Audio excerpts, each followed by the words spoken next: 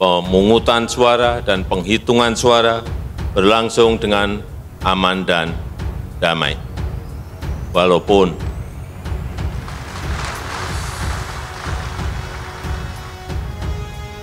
saya tahu ada sedikit dinamika dan riak-riak kecil. Itu biasa dan wajar dalam kita berdemokrasi, perbedaan pendapat, perbedaan pilihan, itu juga sangat wajar dalam demokrasi. Kita tahu kalau dulu banyak yang menawarkan kepada kita, misalnya beras, hampir semua negara produsen beras menawarkan berasnya kepada kita.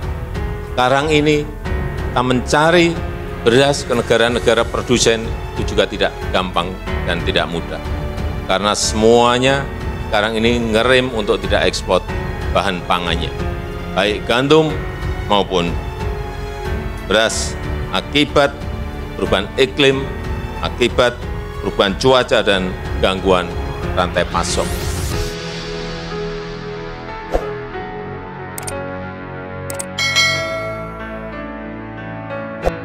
Assalamualaikum warahmatullahi wabarakatuh. Selamat pagi, salam sejahtera bagi kita semuanya. Shalom, Om Swastiastu, Namo Buddhaya, salam kebajikan. Yang saya hormati Wakil Ketua MPR RI, yang saya hormati pimpinan DPR RI yang hadir, yang saya hormati para Menteri Kabinet Indonesia Maju hadir bersama saya, Pak Menko Polhukam, Pak Menhan, Kepala Staf Kepresidenan, yang saya hormati Panglima TNI dan Kapolri, beserta seluruh Kepala Staf Angkatan, para peserta Rapim TNI Polri yang saya hormati, Bapak Ibu hadirin undangan yang berbahagia. Pertama-tama saya ingin menyampaikan ucapan terima kasih yang sebesar-besarnya kepada seluruh jajaran TNI dan Polri yang telah menjamin keamanan, yang telah menjamin ketertiban selama pelaksanaan pemilu sehingga pemungutan suara dan penghitungan suara berlangsung dengan aman dan damai.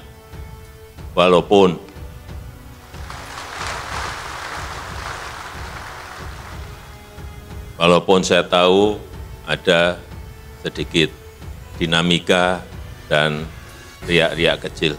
Itu biasa dan wajar dalam kita berdemokrasi, perbedaan pendapat, perbedaan pilihan, itu juga sangat wajar dalam demokrasi. Namun, perlu juga saya ingatkan masih ada beberapa tahapan pemilu sampai Oktober nanti yang perlu langkah-langkah proaktif untuk menetralisir residu-residu politik, untuk memitigasi disinformasi pemilu, serta menjaga kerukunan, menjaga persatuan kita sebagai sebuah bangsa dan negara. Jajaran TNI Polri yang saya banggakan, yang saya cintai, tantangan yang kita hadapi sekarang ini bukan tantangan yang mudah, bukan hanya tantangan di dalam negeri, bukan hanya tantangan di domestik, tapi justru yang paling berat adalah tantangan eksternal, tantangan global yang sangat rumit, juga bisa berdampak signifikan pada situasi ekonomi dan situasi sosial di dalam negeri. Kita tahu ketidakpastian ekonomi masih belum jelas, masih belum pasti, geopolitik dunia juga sulit dihitung, sulit dikalkulasi, landscape ekonomi, landscape politik dunia juga sulit dikalkulasi. dikalkulasi, sulit dihitung. Kita tahu konflik di Ukraina belum selesai, datang konflik Gaza, ada tambahan Yaman, sehingga menyebabkan inflasi pangan melanda dunia. Kita tahu kalau dulu banyak yang menawarkan kepada kita, misalnya beras, hampir semua negara produsen beras menawarkan berasnya kepada kita. Sekarang ini kita mencari beras ke negara-negara produsen itu juga tidak gampang dan tidak mudah. Karena semuanya sekarang ini ngerem untuk tidak ekspor bahan pangannya, baik gandum maupun beras, akibat perubahan iklim, akibat perubahan cuaca dan gangguan rantai pasok. Dan sudah banyak negara yang masuk dalam jurang resesi. Terakhir kita tahu Inggris sudah masuk ke resesi, Jepang sudah masuk ke resesi, dan probabilitas resesi sudah melanda negara-negara besar. Sebagai contoh, Jerman sudah di angka 72%. Kemungkinan bisa masuk ke resesi. Uni Eropa, EU, juga sudah di angka 60%. Amerika di angka 40%. Dan kita, ini patut kita syukuri, probabilitas Indonesia masih di angka 1,5%. Ini yang harus terus kita jaga.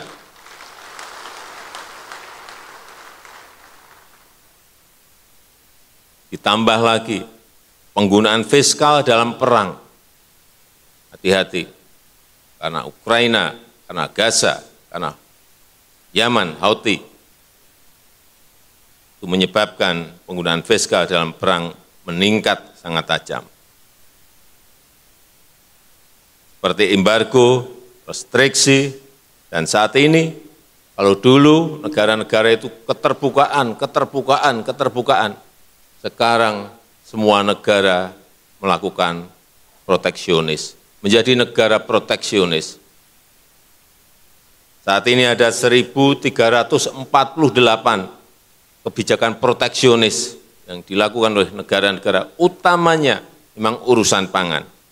Ini naik 3 kali lipat, artinya naik 300% dibanding tahun 2014.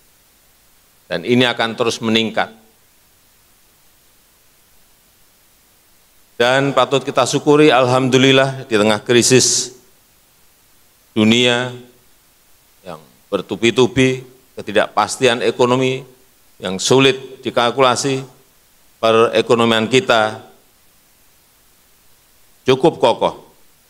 Dan kalau di G20 masuk 3 besar ekonomi yang kondisi growth dan pertumbuhan ekonominya baik. Kita tahu ekonomi kita di tahun 2023 tumbuh 5,05%. Inflasi terkendali di angka 2,57%. Kemiskinan turun di angka 9,36%.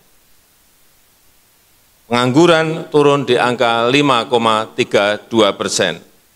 Dan Gini rasio ketimpangan juga turun di angka 0,388%. Meskipun kalau lihat angka-angka baik, saya terus menyampaikan tetap kita harus hati-hati, kita harus tetap waspada. Karena ke depan kompetisi global itu semakin kompleks, semakin tidak jelas. Arahnya kemana? Dalam pertemuan-pertemuan baik G20, G20, G7, di ASEAN, semuanya. Kalau kita bicara ketidakjelasan ekonomi dan geopolitik, ini menyebabkan ketidakpastian. Oleh sebab itu, pemanfaatan teknologi dalam perang konvensional, perang cyber akan semakin meningkat. Sebab itu, TNI, Polri harus berani masuk ke hal-hal yang berkaitan dengan teknologi. Pesawat tempur perlu, iya. Tank perlu, iya. Tapi hati-hati juga dengan drone. Saya ingat di tahun 2020, bulan Januari, ada penggunaan drone yang saya kaget karena begitu sangat presisi dan begitu sangat akurat mengejar siapa yang diinginkan. Saat itu Majen Sulaiman, ini Komandan Quds dari pengawal besar Revolusi Iran, ketembak dari drone yang dipersenjatai. Akurat karena memakai face recognition. Akhirnya ketembak. Dan yang kita kaget itu terjadi di wilayah Irak, tapi drone-nya konon dikendalikan dari Qatar. Markas Amerika Serikat di Qatar.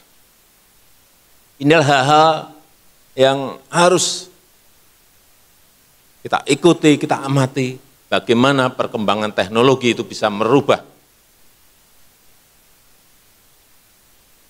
dari perang yang konvensional ke perang-perang yang bisa dikendalikan dari jarak jauh. Oleh sebab itu, penguasaan iptek jelas akan semakin dibutuhkan. TNI Polri harus menjadi pembelajar yang aktif, pembelajar yang adaptif. TNI Polri juga harus mampu melakukan deteksi dini, mengambil langkah antisipasi, memperkuat profesionalisme dan pelayanan terhadap masyarakat, memperkuat nilai-nilai TNI prima, Polri yang presisi, serta kemanunggalan dengan rakyat. Sinergi TNI dan Polri sangat mutlak diperlukan. Sinergi horizontal antar kesatuan, sinergi vertikal dari atas sampai bawah. Hilangkan yang namanya ego sektoral, hilangkan sekat dan pandangan-pandangan sempit. Semuanya harus untuk bangsa dan negara. TNI Polri harus menjadi bagian penting untuk menyongsong Indonesia Emas 2045. Karena kita berpeluang besar untuk menjadi negara maju dan keluar dari middle income trap. Dan momentumnya adalah 15 tahun ke depan. Saat kita menikmati yang namanya bonus demografi. Dan biasanya dalam sebuah peradaban negara yang namanya bonus demografi, peluang seperti ini hanya muncul sekali. Negara-negara di Amerika Latin tahun 50, tahun 60, tahun 70 sudah menjadi negara berkembang saat itu. Sudah menjadi negara berkembang. Tapi sampai saat ini mereka tetap menjadi negara berkembang. Karena tidak mampu melakukan terobosan, tidak mampu melompat untuk menjadi negara maju. Ini hal-hal seperti ini yang juga harus kita amati dan kita pelajari. Supaya kita tidak terjebak pada middle income trap. Ada peluang tapi juga tantangannya tidak kecil. Sehingga semua kebijakan-kebijakan harus hati-hati. Pembangunan harus dilakukan berkelanjutan, harus dijalankan secara konsisten, ini yang penting, dan harus dikawal dengan detail dan teliti. Terakhir, dalam kesempatan yang baik ini, dalam kesempatan yang berbahagia ini, saya ingin menyampaikan penganugerahan kenaikan pangkat secara istimewa berupa Jenderal TNI Kehormatan kepada Bapak Prabowo Subianto.